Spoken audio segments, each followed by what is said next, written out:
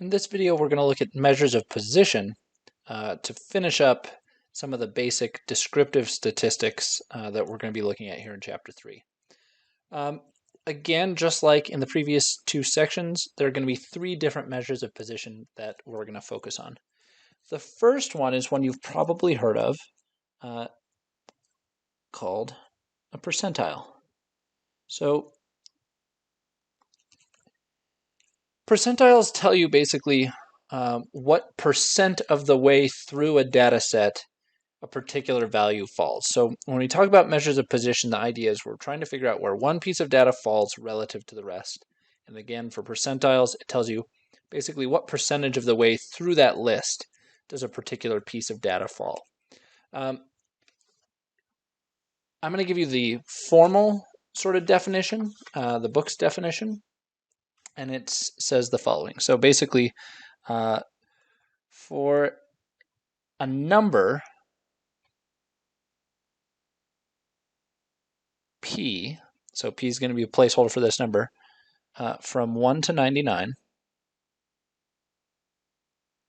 the pth percentile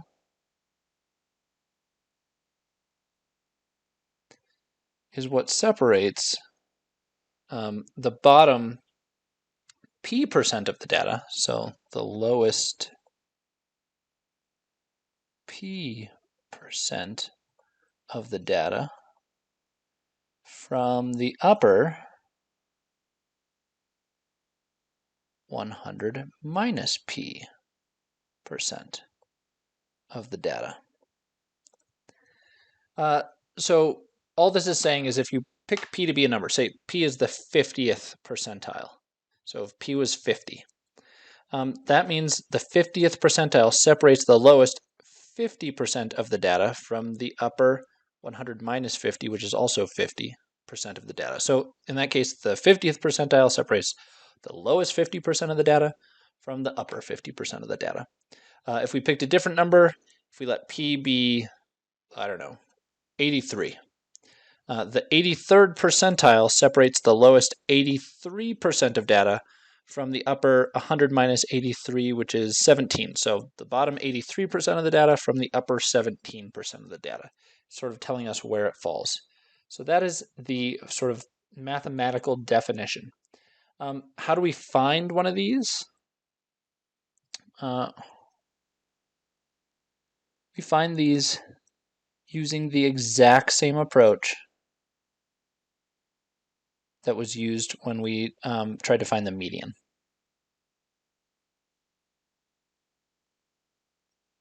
So what we'll basically do is step one, sort the data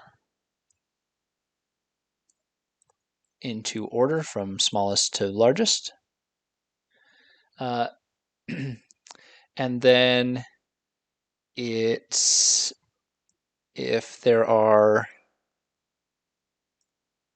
or let's say it this way, if the data is of size n,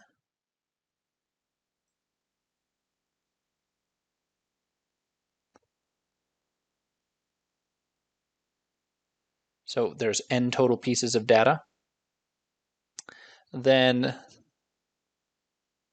the pth percentile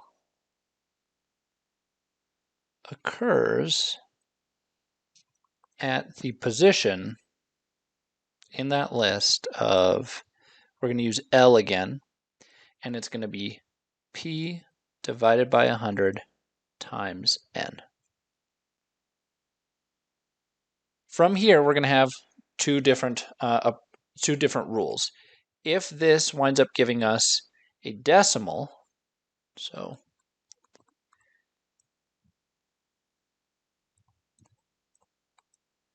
we're going to round up. If L is a whole number,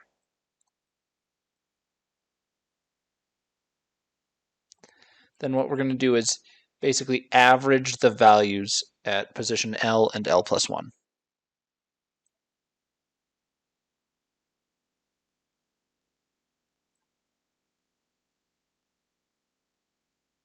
So L and the next value in the list.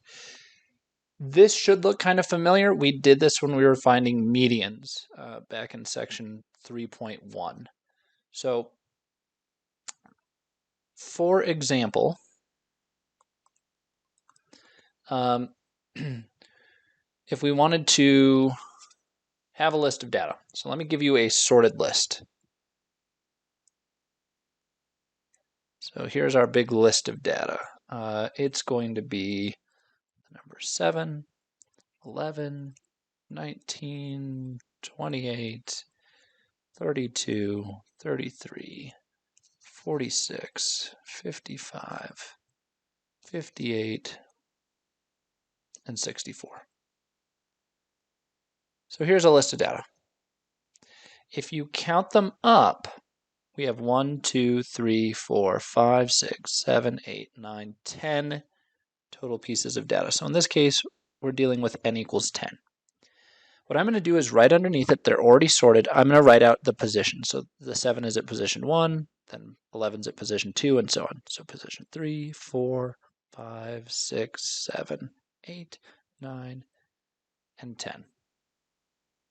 So those are the positions of each of these. If we want the 63rd percentile, then that means that we need to look at position L equals 63 divided by 100 times 10. Where am I getting these values? So it's from this formula right up here. The position L that we're going to look at is P over 100. So P was 63 because we want the 63rd percentile. So 63 over 100 times N. And N was, in this case, 10. So if I multiply these out and do this division, what we'll get is 6.3. What is that result? Is it a decimal or a whole number? This is a decimal. So we come to our two rules here. If L is a decimal, we round up. If L was a whole number, then we'd average the values at L and L plus 1. But in this case, it's a decimal, so we need to round up. That's going to round up to 7. So we need to look at position 7. If I look at position 7, there's the number sitting at position 7, the number 46. So it's telling me the 63rd percentile in this list is 46. If I'm at 46, it means 63% of the data is below it, and 100 minus 63, which would put us at what, 37? 37% of the data is above that value. That is the idea here. If we want the 70th percentile, again, we'll look at L equals, in this case, 70 over 100 times 10, and that's going to give me the number 7.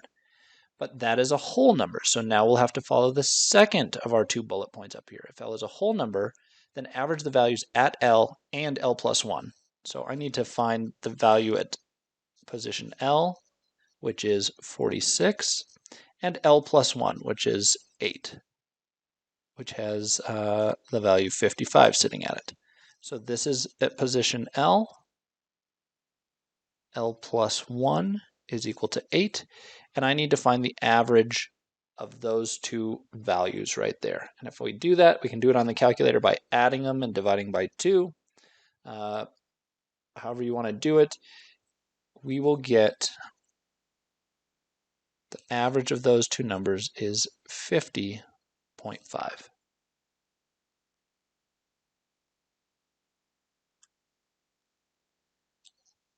So in this case,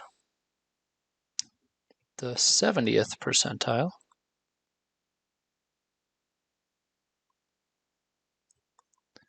is 50.5.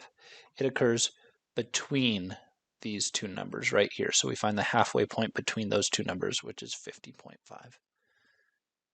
This should remind you of the procedure that we used for the median. Whenever we got a whole number there, we had to look at that position and the next position. And whenever we got a decimal, we wound up rounding up. I should mention, if we want the 50th percentile,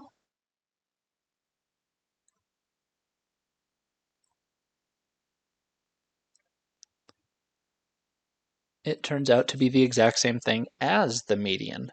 So we would look at position L equals P over 100. So in this case, sorry, P is 50. So 50 over 100 times N. But 50 over 100, that's 0.5. You could simplify this fraction down to 1/2. And this is the exact formula that we used when we were trying to find the median. It was just n divided by 2, or 1/2 times n. So we use the same approach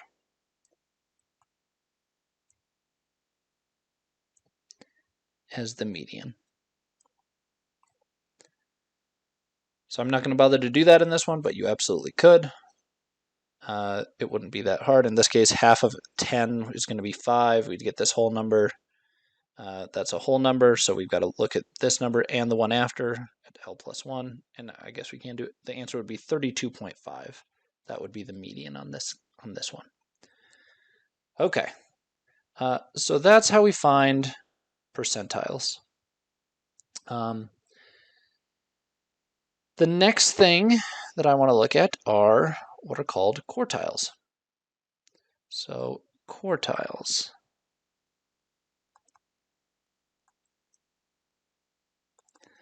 Quartiles are just coarser versions of percentiles.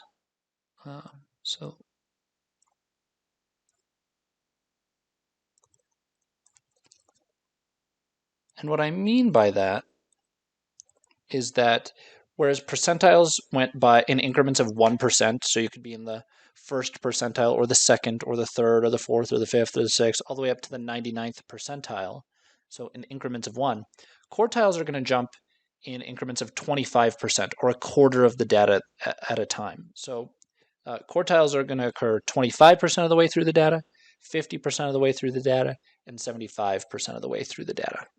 So we have 3 different quartiles. Q1 is what we call the first quartile. And it is 25% of the way through the data. So it is exactly the same thing as the 25th percentile. And you would compute it in the same way that we just computed all those percentiles up there. Similarly, the second quartile we'll denote with a Q with a little 2 behind it. So the second quartile, that's going to be the same as the 50th percentile, halfway through the data, which we just said the 50th percentile is the same as the median. So we now have 3 interchangeable terms. The second quartile is the same as the 50th percentile, is the same thing as the median. All 3 of those terms are totally interchangeable. You would find them the exact same way. And the third quartile is going to be 75% of the way through the data. So it's the same as the 75th percentile. We will use these numbers in something called a 5-number summary, which we'll talk about in a little bit. It's just a way of kind of giving you 5 important points in the data to kind of give you a sense of the shape of the data. So using these 5 numbers to try to kind of summarize the overall shape of the data. So we'll do that at the end of this video. The last type of measure of position that I want to talk about is one that you're unlikely to have heard of unless you've already taken a statistics course, but it's also going to be the one that is actually the most important, the one that we're going to use by far the most in this class, and that is something called a z-score. We're going to use this a ton in this semester going forward. A z-score tells you, so this thing gives the number of standard deviations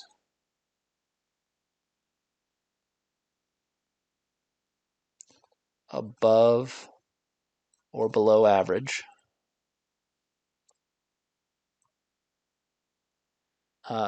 for a given piece of data.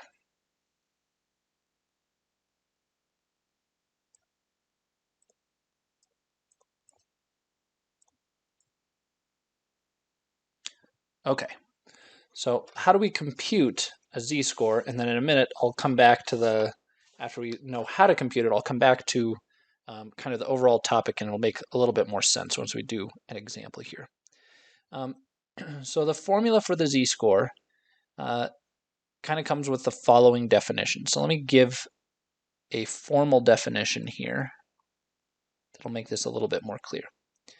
If we let x be the value that we're interested in, so x is going to be a value from a population with a mean of mu,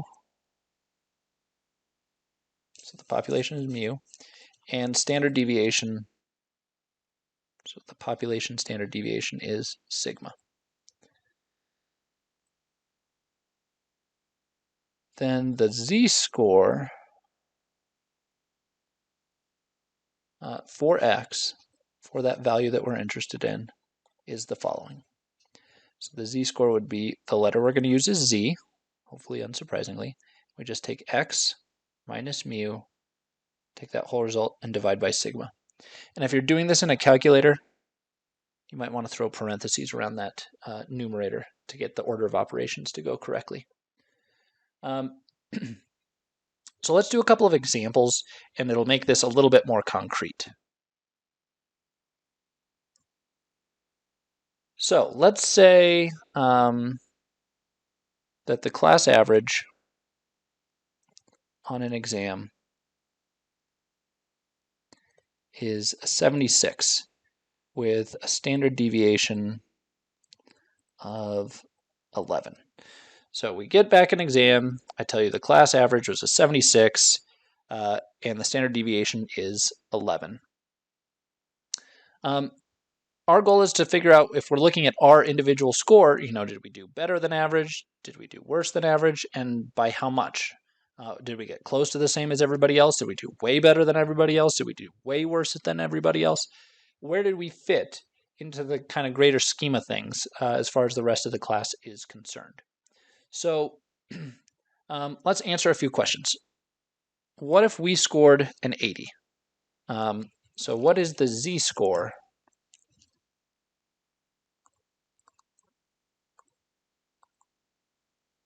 of an 80? If we got an 80 on this exam, well, the z-score would be, again, x minus mu over sigma. In this case, x is the value that we're interested in. It's our score that we just got. It's the 80. And from that, we subtract off mu, which is the class average. The class average was a 76. Then we divide by the standard deviation, which was 11. And if I toss some parentheses around there, we'll get 80 minus 76, which is 4, divided by 11. And we can do that as a decimal. It's going to be 0.36. It's ballpark what we're getting. So again, approximate. So our z-score is 0.36. Right now that might not have a lot of meaning, but let's do a couple more examples, and then hopefully it'll give us a sense of what this 0.36 actually means. How does that compare to other values? So what is the z-score of an 88? These should be questions. Let me get question marks on there. So what's the z-score of an 88? I'm sorry, an 87. Doing the wrong value.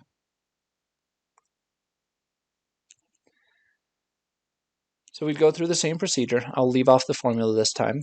It'll just be 87 minus 76 divided by 11.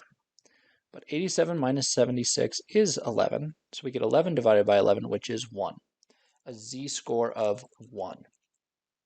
And in this case, the idea is that this person scored exactly 1 standard deviation above average. 1 standard deviation above average. Because how big is 1 standard deviation? 1 standard deviation is 11 points. So they scored 11 points above the average. If the average was 76 and you added 11 points to that, you'd get the 87 that this person scored. So 1 standard deviation above average means in this particular case 11 points above average. So a z-score of 1 means that this person scored 1 standard deviation above average. What would as a follow-up to that, what score would somebody have to have gotten if their z-score was -1? What exam score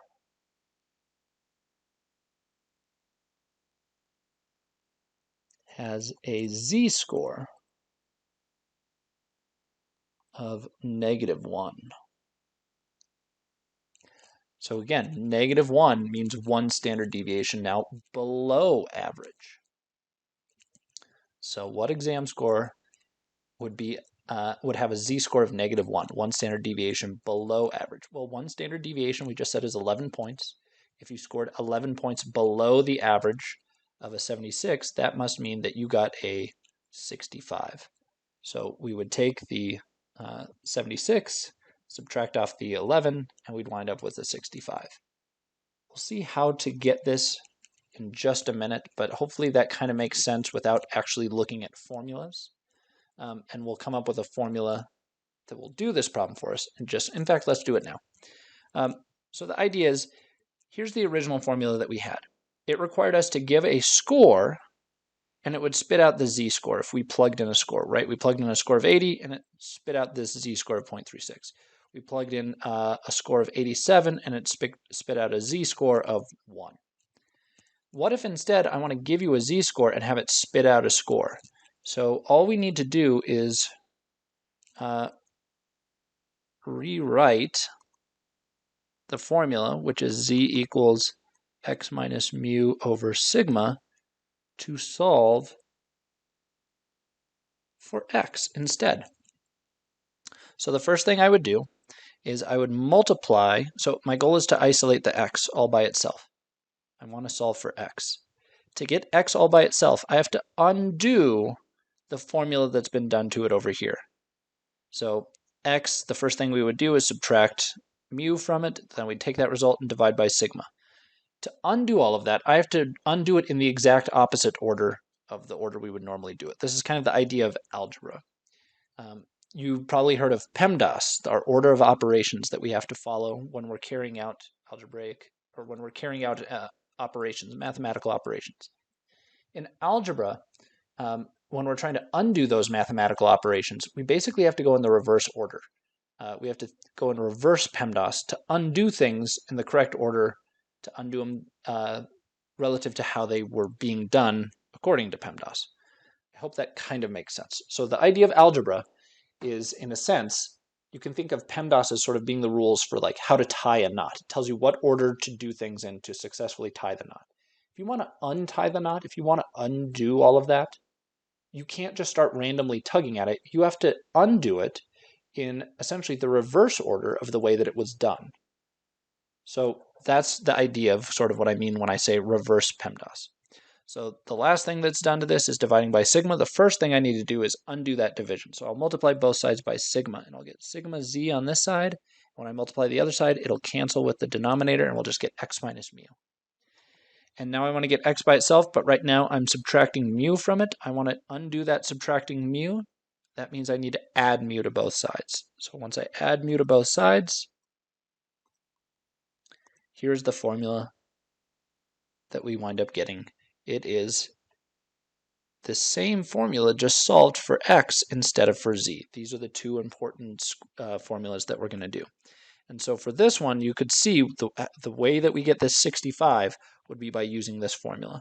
So what exam score has a z-score of -1? Well, that means that we need to plug in to this formula. Mu is 76, and to that I want to add sigma, which is 11, times the z-score of -1. And -1 times 11 gives me -11. 76 plus -11 is the same as 76 minus 11, and that's where I get the 65 out of it. That was our answer that I have up there.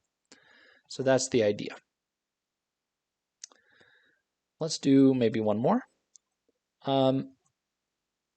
What exam score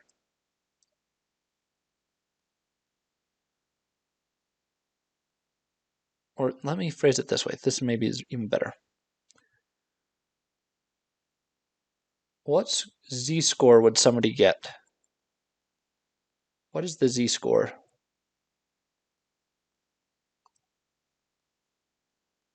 of someone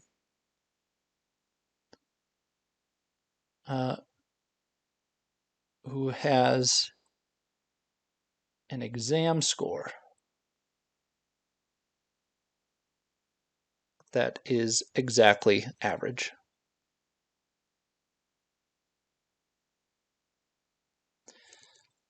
So what does this mean? If their exam score is exactly average, what score did they get? That must mean that they got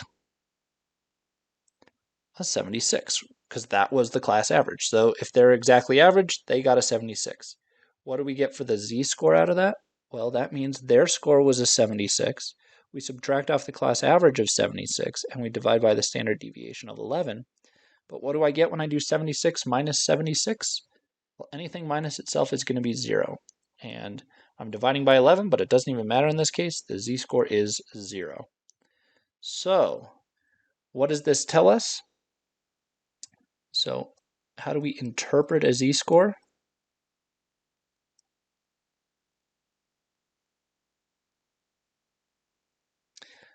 Z equals 0 implies exactly average, right? 0 standard deviations above average, 0 standard deviations below average means you are right at the average. If a z-score is, let's do it this way, greater than 0, so if it's a positive number, that means that it's above average. And if the z-score is less than 0, so if it's negative, that means it's below average. And real quickly, these symbols right here, the inequality symbols, just want to keep in mind the symbol wants to eat whatever's larger. So in this case, the implication is that z is the larger. Between z and 0, z is larger. So you'd read this as z is greater than 0. Technically, this is the greater than symbol, whereas this is the less than symbol. And the reason that we call this the greater than symbol and this the less than symbol, because I could always put things like this. I could always say, right, 80 over here, 76 over here, and I could say, well, yeah, 80 is greater than 76. So why, if I'm calling it the greater than symbol, or if I'm saying greater than, 80 is greater than 76, why did I right here say it's the less than symbol? Well, if I read this off as 80 is greater than 76, look at the order I'm reading it. I'm reading it from right to left. And in the English language, that is not how we read things. We read from left to right. So this is the correct order to read it. And if you wanted to read it from left to right, we would say 76. How does that compare to 80? 76 is less than 80. And that's why, right, this is the correct direction. This is the incorrect direction. And that's where the wording comes from. We do greater than because we always want to read from left to right. Read from left to right.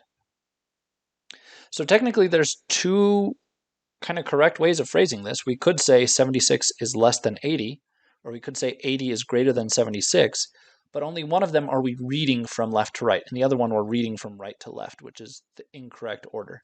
I could rewrite the whole thing and write this as 80 is greater than 76, and now we could read it from left to right as 80 is greater than 76, and sure enough, now the symbol has turned around and is matching our definition of greater than. So this is the idea, just a quick, for those of you that were uncomfortable with inequalities, this is why this one's referred to as the, this one's referred to as the greater than symbol, and this one's referred to as the less than symbol. It's just simply because in English we read from left to right. So that's how we would talk about that. Just real quickly, if z was equal to 1, what does that imply?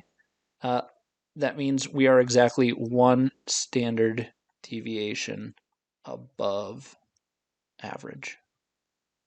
And if z was negative 1, that implies that we're exactly one standard deviation below average. Okay. Again, we're going to use z-scores this whole semester, so get comfortable with this idea now. We will use it a bunch going forward. But I want to talk about a couple last follow-up ideas that are going to kind of summarize a lot of the stuff we've talked about in all of these last few videos. So one is, now that we've talked about measures of position, we can talk about outliers. And so let me talk about outliers first. An outlier, the formal definition, is basically just a value that is much larger or smaller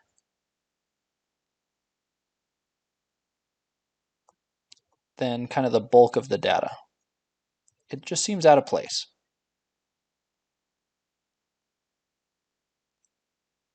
And sometimes you just know it when you see it. So for example, if I'm listing some incomes,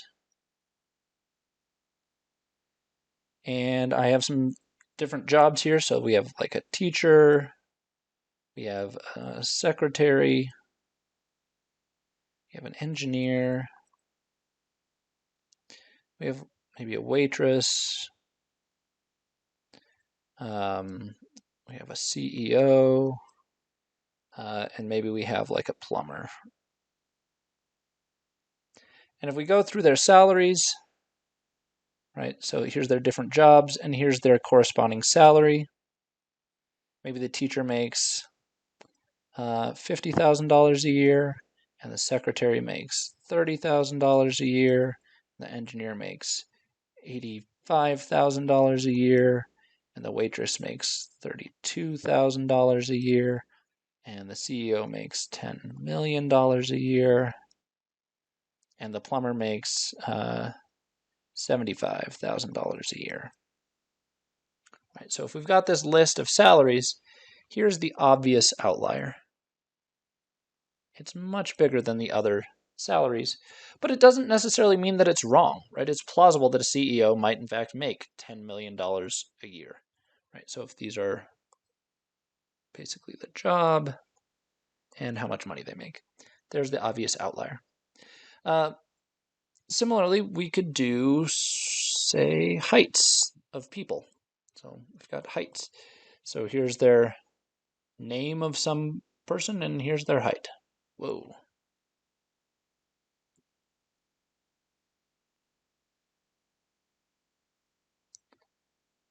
Let's try that again. So here's their name, and here's their height. And so we've got, let's just do men. So we've got Joe, Phil, Dave, Sam, Carl, and Lenny. And Joe is 5'9", and Phil is 6 foot even, and Dave is 5 foot 10, and Sam is 14 foot 9, and Carl is 6 foot 1, and Lenny is, I don't know, 5 foot 9 again. Well, here is an obvious outlier again. Sam, being 14 foot 9, is an outlier, but in this case, that outlier looks like it's probably a mistake. The tallest man in history was like 9 feet tall if you look in the Guinness Book of Records. There's no way that somebody was actually 14 foot 9. This looks like some sort of measurement error, or unless Sam is a giraffe or something like that. So maybe the issue here is they accidentally recorded in centimeters instead of inches or something like that. And the big idea that I want to focus on is, what do we do with outliers? Well, in some cases, it's going to be a plausible value. And if it's plausible, it might make sense to just keep it, right? This CEO salary over here, even though it's like, I don't know, 10 times, almost, I guess, what are we looking at? 100 times larger than any of these other values, more than 100 times larger than any of these other values, it's still a plausible value. So maybe we want to keep it. Whereas this one, even though it's really only about double, maybe 2.5 times all the rest of these ones over here, it seems totally implausible.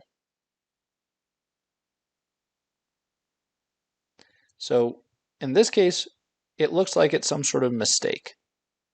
There was a recording error or a measurement error, the tool is broken, and we should probably get rid of it. So how do we decide whether to keep an outlier or to get rid of it? It's all going to depend on context. You're going to have to use context clues to decide whether something is plausible and maybe there's an argument to be made that we should keep it, or if something seems impossible and it's probably a mistake, we should probably get rid of that from our data set. We don't want to generally keep mistakes. But what about when you can't just eyeball it? What about how do you decide if something's an outlier if we're just kind of, not wanting to rely on our ability to kind of guess? Well, in that case, we have something called the IQR method for finding outliers.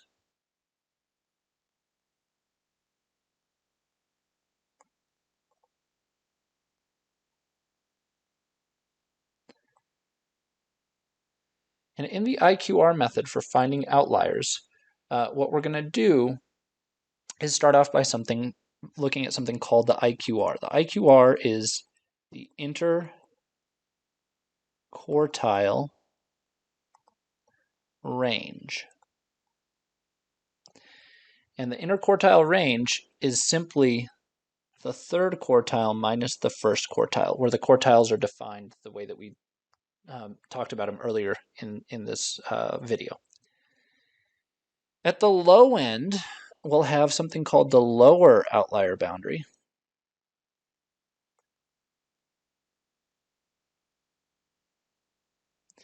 And to find that, so I'll just, for short, probably refer to it as the LOB. What we're going to do is we're going to start towards the bottom of our data set at the first quartile, and we're going to measure down from there 1.5 times the interquartile range.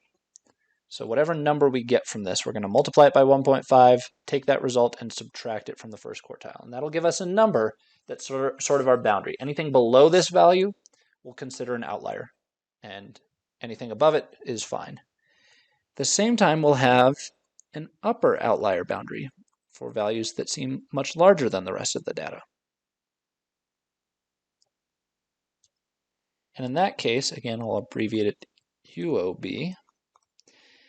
And it's going to be something where we start towards the top of the data at the third quartile, and I'm going to add the same amount, 1.5 times the IQR.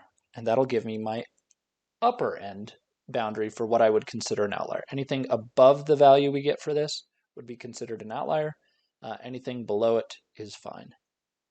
And so if I go back to the example that we had before, in fact, let me just make up let's just do a new data set because I don't want to go find that one. So let me just give you a new set of data. Let's say I've got the values, I don't know, 6, 15, 16, 19, 20, 22, 24, and 36.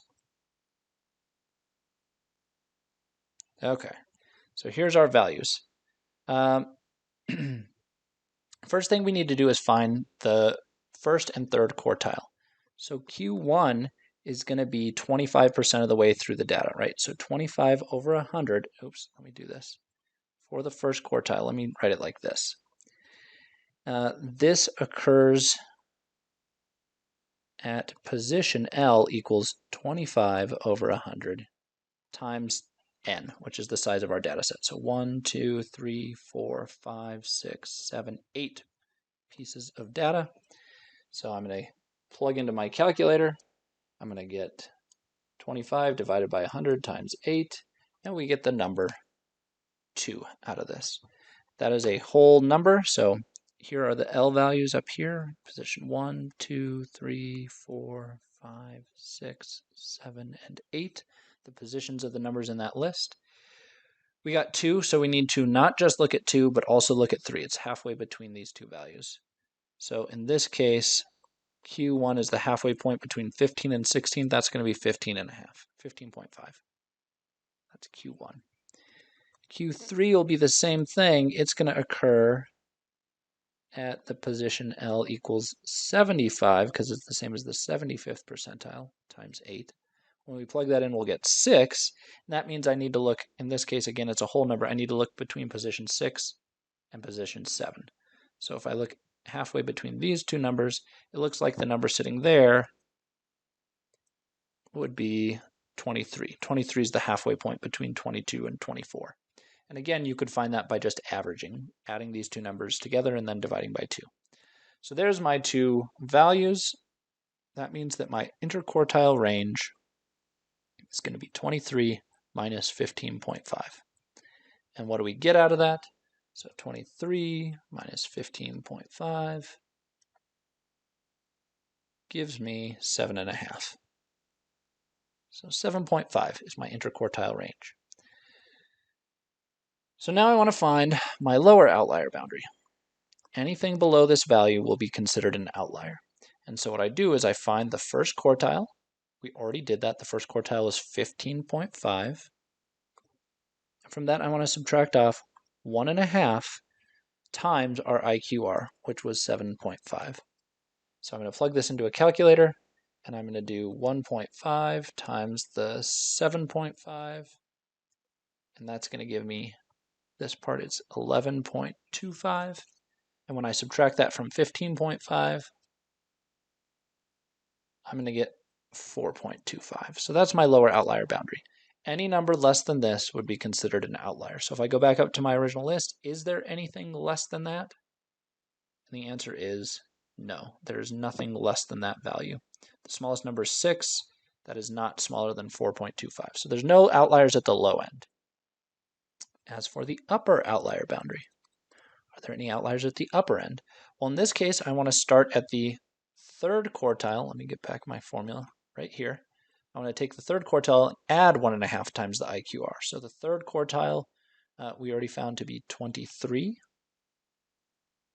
And I want to add this same number, 1.5 times 7.5, which we already did in the calculator and found that that was 11.25. And when I add that, I'm going to wind up getting, in this case, 34.25. So that is the 23 plus the 11.25. Are there any values larger than this? Yes, the 36 is larger than this. So this one says no low outliers. So there's no outliers at the low end. But there's one outlier at the upper end. 36 is an outlier at the upper end. And now we have a formal way of deciding. Why the factor of 1.5? Why did we pick 1.5? Why not just 2 or 1? Why 1.5? Or if we're doing 1.5, why not 1.6? And the answer is it was more or less arbitrary. This was just a number that enough statisticians decided worked well enough a long time ago that they just said, let's just make this kind of a uniform convention. We'll use 1.5. It seems to work pretty well in most cases, but there's no like magic special reason for 1.5 other than it's just the number that was chosen by convention. The last thing I want to talk about now, because I know this is getting long, is the 5-number summary, which I mentioned earlier we'd get back to at the end of this video. And what goes along with it is something called a box plot. So the 5-number summary and box plots. The 5-number summary is just a set of 5 numbers that's meant to tell you sort of the general shape of your data.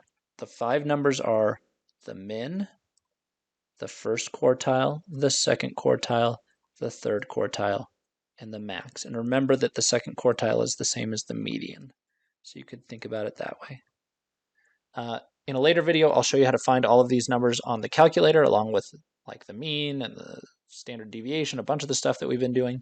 But the idea is if you have a big data set, thousands and thousands of numbers, if you just tell me where the minimum is, the maximum, tell me where the middle is, and give me a sense of how far into that data set is a quarter of the way, how far is 3/4 of the way, just giving these 5 numbers can give a pretty good sense of sort of the shape of the data. And it can give you sort of an overview of what everything looks like. A box plot visualizes these numbers.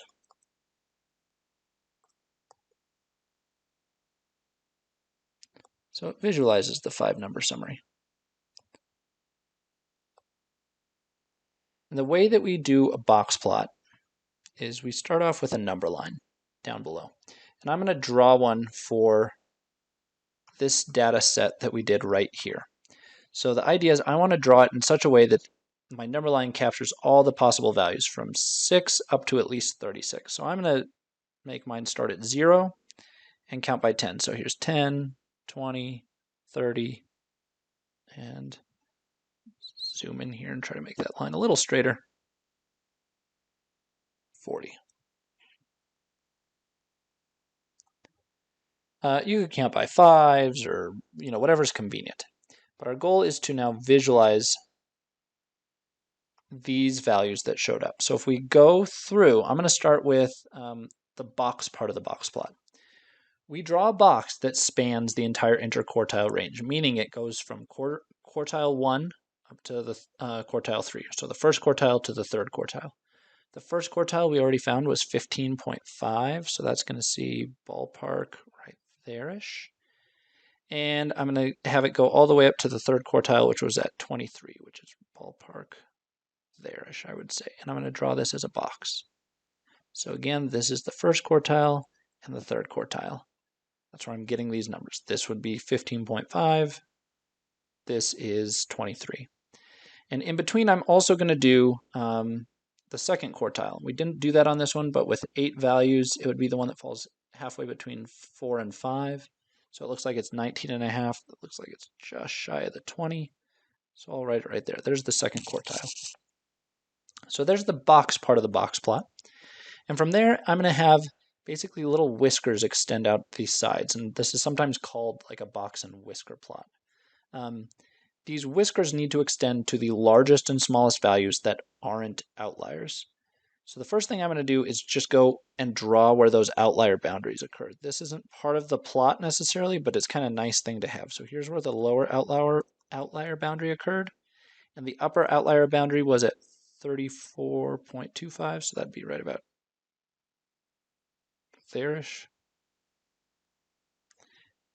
I'm drawing these, they just correspond to these 2 numbers that we found here, right? So here's the number in red, and that's this value, and this one in blue, that's this value. That's where I got those lines. And then I draw my whiskers, and they extend to the largest and smallest values that aren't outliers. So because there were no outliers at the low end, I go down all the way to the minimum value. The minimum value in this case was 6. It's the smallest value in that list. So I need to go all the way down to 6, which I'd say occurs right about there. And drawing my line, there's the whisker. In the other direction, I want to draw this whisker out to the largest value that's not an outlier. But the overall largest value, the 36, we decided is an outlier. And so if you do have outliers, we wind up marking them with an X. That is the largest value. So this is the min. This turns out to be the max, but it's an outlier. And instead of having the line go all the way to that outlier, I instead have it go to the largest value that's not an outlier. So I'm not allowed to cross these imaginary boundaries of where the lower and upper outlier boundaries are. So what's the next largest value in the list after the 36? The next largest is 24. And so that's barely beyond right here, right? We just got a little bit, because the third quartile, Q3, we decided was the number 23, so 24 is barely past that. So this is what the box plot looks like. This value right here is the max that's not an outlier. So the largest value that's not an outlier. So this is kind of the idea. Let me zoom back into this so we have a better sense. This is how you would draw a box plot. All outliers get marked with X's. It's possible to have more than one outlier, but in this case we only had one. And these lines need to go to the largest and smallest values that aren't outliers in your data set. So that's what this all looks like. Hopefully this gives you a pretty good overview of all of these topics, and we'll be using a lot of these concepts going forward, so we will reinforce a lot of this and get more practice with this as the semester goes on.